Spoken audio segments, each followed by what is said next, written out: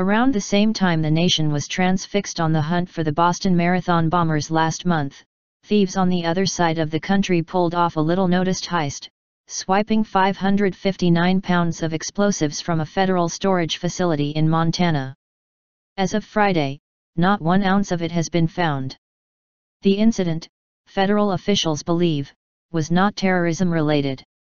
But it's the latest to raise security concerns in an age when authorities are warning about the desire of violence-bent terrorists to inflict mass casualties with bombs. Republic. Steve Daines, Montana's only congressman, told FoxNews.com he's deeply concerned about the theft in his state and will be closely monitoring the investigation. The explosives were stolen from a locked U.S.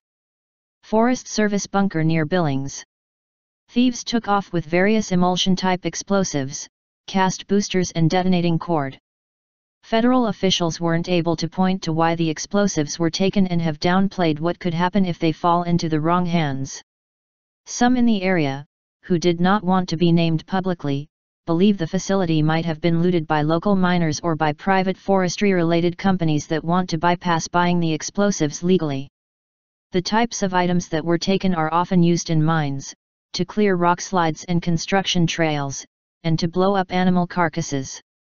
Strapping sticks of dynamite to a dead animal is a common method used in the region to dispose of the bodies.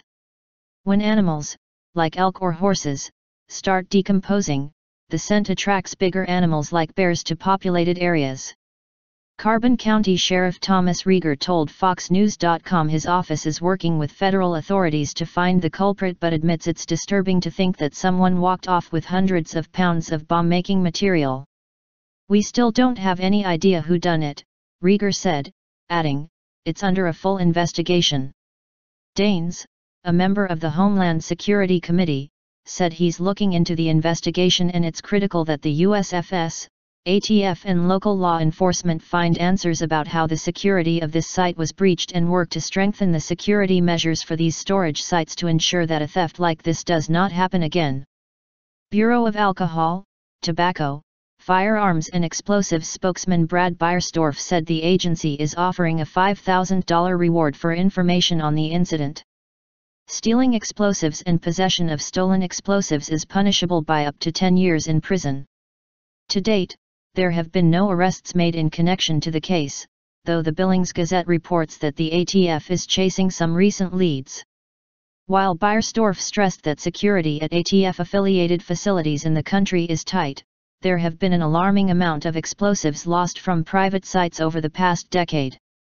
On August 11, 2011, Travis McQueen broke into storage units at the Buckley Powder Company in Cass County, Nebraska, and stole 100 pounds of blasting agents, 2 cases of boosters and 3,000 feet of detonating cord.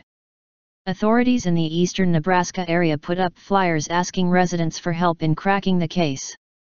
An anonymous caller led federal agents to McQueen. Soon thereafter, authorities arrested Christopher Bausman in connection to the crime. According to court records, McQueen stole the explosives and asked Bausman to help get rid of them. The two dumped the bulk of the stolen property into the Missouri and Platte rivers. McQueen was sentenced to 63 months in prison. On Monday, an Omaha federal judge sentenced Bausman to 18 months behind bars followed by 3 years of supervised release, criminal chief January Sharp told FoxNews.com. Not much of the blasting agent was recovered after it was thrown into the river, Sharp said. The incident is the only sizable theft of this nature in Nebraska. In 2005, massive amounts of stolen explosives were also found after they went missing from the Cherry Engineering storage site near Albuquerque, NM.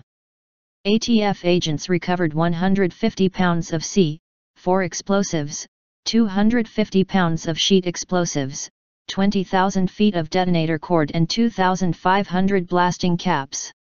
Federal authorities at the time said they didn't know what the thieves planned to do with the material but did say the amount that went missing was enough to flatten a large building. Most of the explosives eventually turned up in Bloomfield and Ignacio. The problem of stolen dynamite isn't just a domestic one. Missing explosives and other weapons made in the U.S. or under the guard of U.S. security forces have mysteriously disappeared from multiple locations across the world, most recently in Kuwait. The Interior Ministry said last month thieves broke into an unguarded warehouse and took 20,000 U.S. origin M16 assault rifles. Also lifted were 15,000 rounds of ammunition for 9mm pistols. According to Middle East Newsline, thieves broke down 3 doors before clearing out all the contents in the warehouse.